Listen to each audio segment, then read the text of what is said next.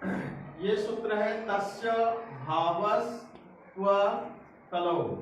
आप लोगों को एक बार क्या करना है, इसको पढ़ना है। बोलिए तस्य तस्य तस्य तस्य भावस्त्व तलौ। तस्य तस्य भावस्त्व तलौ। तस्य तस्य भावस्त्व तलौ। तस्य भावस्त्व तलौ। किसी को पढ़ने में दिक्कत हो रहा है? सब समझ रहे बढ़िया से? इसको पढ़ने में किसी को परेशानी नहीं? अब देखिए क्या करता है, ये सूत्र है तो इसमें करता है तस्य भाव त्व तलो, मतलब दो इसमें प्रत्यय का विधान दिया है, त्व और तल का। कहता है कोई भी शब्द है, उस शब्द को अगर भाववाचक संज्ञा में बदलना है, पहले जानेंगे भाववाचक संज्ञा क्या होता है, समझे? तो भाववाचक समझ रहे किसको कहते हैं? जैसे क्या हंसना, क्या हंसना, कोई भी भाववाचक अगर बनाना है तो उसमें प्रश्न कीजिए आप खुद से। जैसे क्या हंसना, अब ये क्या हंसना, अगर क्या का उत्तर नहीं मिलेगा तो आप समझिए वो भाववाचक है। जैसे पढ़ना, क्या पढ़ना, आपको बहुत सारा उत्तर मिल रहा है ना, किताब पढ़ना, कुछ और भी पढ़ना, बहुत सारा चीज आपको मिल जाएगा उत्तर। लेकिन अगर आपको क्या का उत्तर नहीं मिलता है, समझिए वो भाववाचक है। समझ रहे मेरी बात? जैसे हंसना, क्या हंसना, रोना, क्या रोना, समझ रहे मेरी बात? मूर्ख, क्या मूर्ख, समझ रहे हैं? ईश्वर, क्या ईश्वर, मनुष्य, क्या मनुष्य। इस तरह का जब आपको उत्तर नहीं मिल रहा है ये दो चीज, तो आप समझे उस तरह से आप बना सकते हैं अपने स्तर पे, तो उसको भाववाचक संज्ञा के रूप में हम इसको बनाते हैं संस्कृत में। तो कहता है कि इसमें जो है भाववाचक संज्ञा बनाने में त्व और तल का प्रयोग होता है। इसमें स्याय भी प्रत्यय होता है, इमनिच भी प्रत्यय लगता है। अब इस तीन ही प्रत्यय के बारे में हम आपको बताएंगे। क्या है? त्व और तल प्रत्यय, और तीसरा जो प्रत्यय है वो है स्याय। एक बार फिर पढ़िए, त्व, बोलिए त्व, तल, स्याय, त्व, तल और स्याय, ये प्रत्यय का विधान होता है, अर्थात लगता है इसमें। अब देखिए ईश्वर है,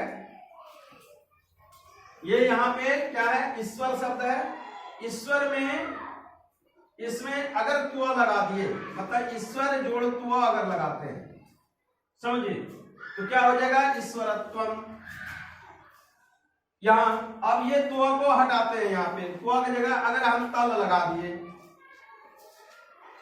ईश्वर जोड़ तल अगर लगा दिए तो क्या हुआ, ईश्वरता, स्वतः बनेगा। फिर ईश्वर में अगर क्या लगा दिए, स्याय लगा दिए, ईश्वर में स्याय अगर लगा दिए तो क्या होगा, ऐश्वर्यम। समझ रहे हैं? तो उस तरह का बनेगा। ईश्वर में धन, ईश्वर धन, त्व अगर लगाए तो ईश्वरत्व बन गया। ईश्वर धन तल लगाए तो ईश्वरता बन गया, और ईश्वर धन स्याय अगर लगाते हैं तो ऐश्वर्यम बन जाएगा। यहाँ देखिए स्याय, सय का ऐश्वर्य बन गया। अब चपल, तो चपल में अगर त्व लगाते हैं तो क्या होगा, चपलत्वम, और चपल में अगर तल लगा देते हैं तो क्या होगा, चपलता, और चपल में अगर स्याय लगा देते हैं तो क्या होता है, चापल्यम। समझ रहे हैं? और मनुष्य में अगर त्व लगा दिए तो मनुष्यत्वम, और मनुष्य में अगर तल लगा दिए तो क्या होगा, मनुष्यता, और मनुष्य में अगर स्याय लगा दिए तो क्या होगा, मनुष्यम, मानुष्यम। देख रहे हैं? यहाँ क्या हो जाएगा, मनुष्य में अगर स्याय लगा दिए तो क्या होगा, मानुष्यम। अब है मूर्ख, मूर्ख में अगर त्व लगा दिए तो क्या हो गया, मूर्खत्वम, और मूर्ख में अगर तल लगा दिए तो क्या हुआ, मूर्खता। आप बोलते हैं ना मूर्खता शब्द सुने हैं ना, मूर्खता शब्द के संस्कृत का इस तरह से बनता है। इसको अलग अलग करते हैं तो क्या, मूर्ख में तल लगाना पड़ेगा, तब मूर्खता शब्द का प्रयोग होता है, मूर्खता शब्द बनता है। अब मूर्ख में अगर स्याय लगा दिएंगे तो क्या हो जाएगा, मौर्ख्यम। ये तीन प्रत्यय है जिसको आप अच्छे तरीके से देख सकते हैं, समझ सकते हैं। अब इसको पहचानने का एक शॉर्ट तरीका है कि क्या अगर इस तरह का अगर बना हुआ तो इसका शॉर्ट तरीका क्या है, कैसे हम देखें पता कर लें किसमें कौन सा प्रत्यय है। कई बार ऐसा होता है कि एग्जाम में आपको दे देगा एक शब्द देगा ईश्वरता और प्रत्यय नीचे दे दिएगा, 4-5 प्रत्यय दे देगा, 4 प्रत्यय देगा, उसमें से बोलेगा कोई एक का पता कीजिए। तो आपको कैसे पता चलेगा कि ईश्वरता में कौन सा प्रत्यय है? तो इसका है अगर त्व प्रत्यय कहीं लगा है तो उसके अंतिम में त्वम होगा, समझ गए। अब देखिए इसका त्वम जो होगा, देखिए त्वम त्वम त्वम त्वम सब मिल रहा है, लास्ट में त्वम रहेगा ही रहेगा। जब मैं भी आपसे कभी पूछता हूं तो ये ट्रिक अपना सकते हैं। आपसे पूछ रहे मूर्खत्व में कौन सा प्रत्यय लगेगा, आप तुरंत याद बता सकते हैं ट्रिक के माध्यम से। मूर्खत्वम, त्वम लास्ट में, इसका मतलब है कि त्व प्रत्यय लगा है, समझ गए। और तल प्रत्यय में है कि लास्ट में ता बचता है, जैसे खत्म होगा अंतिम में देखिएगा तो ताप मिलेगा। तो क्या हो गया, ईश्वरता, चपलता, मनुष्यता, अमूर्खता। देख रहे हैं ये क्या है ट्रिक। आप जब भी आप याद करें तो इस ट्रिक को भी थोड़ा अपना लीजिए, जिससे आपको आसान तरीके से पता चल जाएगा। और थोड़ा सा रिवाइज का तो जरूरत है। सेम प्रत्यय को पकड़ने के लिए क्या होगा, यम प्रत्यय, अंतिम में क्या मिलेगा, यम मिलेगा।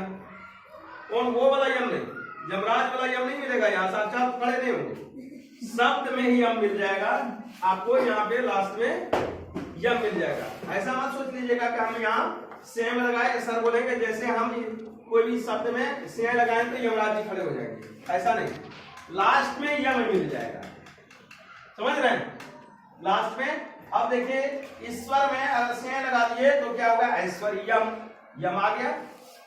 फिर चपल में अगर से लगा दिए, चापल्यम, फिर यम देखिए आ गया। फिर क्या होगा, मनुष्य में अगर से लगा दिया तो मानुष्यम, फिर यम आ गया। और फिर अगर मूर्ख में से लगा दिया तो मौर्ख्यम, ये क्या हो गया, ये आपको फिर यहां भी यम मिल गया। तो आपको इसमें से कहीं कोई दिक्कत, आपको समझ में आया? कहीं को किसी को प्रश्न पूछना है इससे संबंधित, अगर कुछ प्रश्न पूछना है तो आप पूछ सकते हैं।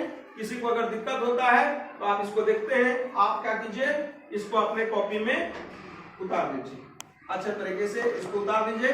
अगर कुछ समझ में नहीं आ रहा है तो आप समझ से पूछ सकते हैं, उतार दीजिए सब लोग। अगर किसी को दिक्कत हो तो आप पूछ सकते हैं। हो गया आपका, इसको उतारे, उतार लिए हैं यहाँ।